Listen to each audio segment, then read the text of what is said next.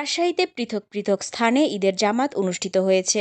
রাজশাহী থেকে বিশেষ সংবাদদাতা জানান, রাজশাহীতে ঈদের প্রধান জামাত অনুষ্ঠিত হয় হজরত শাহ মখদুম কেন্দ্রীয় ঈদগাহে সকাল 7:30টায়। এখানে ইমামতি করেন মাওলানা মোহাম্মদ ইয়াকুব আলী। এছাড়াও বৃহত্তর পরিসরে ঈদের জামাত অনুষ্ঠিত হয় হাজী লাল মোহাম্মদ ঈদগাহে।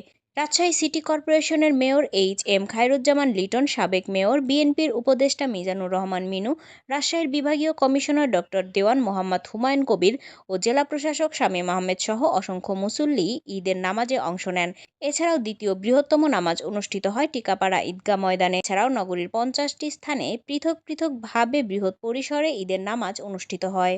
ঈদুল আজহা উপস্থিত হয়েছে। আমরা ইতিমধ্যে ঈদের নামাজ আদায় করেছি হাজী লাল মোহাম্মদ ঈদগাহ ময়দানে। এখানে চমৎকার পরিবেশে এবং আমাদের মাওলানা বারকুল্লাহ বিন্দুর তিনি নামাজটা পড়িয়েছেন আমাদেরকে। অনেক মুসল্লি ছিলেন। এরপরে আমরা যার মৃত আত্মীয় স্বজন পিতামাতা তাদের কবর জিয়ারত করব এবং তারপরে পশু কোরবানি করব আমরা, যেটি এই ঈদের সঙ্গে সম্পৃক্ত। ত্যাগের সেই মহিমা মাথায় রেখেই করব আমরা। ইতিমধ্যে সিটি কর্পোরেশন এই সমস্ত পশু যে কোরবানি হবে তার যে বর্জ্য হয়, রক্ত বা অন্যান্য যে সমস্ত বর্জ্য হয়, সেগুলি যথাযোগ্য স্থানে জমা করে রাখবার জন্য নগরবাসীকে আমরা আহ্বান করেছি।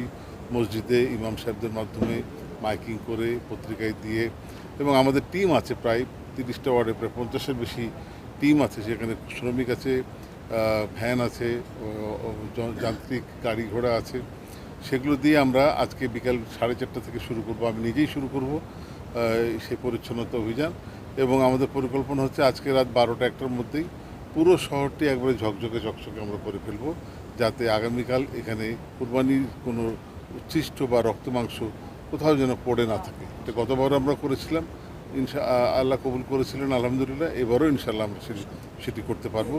নগরবাসীকে সর্বাত্মক সহযোগিতা করার জন্য আহ্বান জানাচ্ছি এবং সবাইকে ঈদের শুভেচ্ছা জানাচ্ছি। ঈদ মোবারক।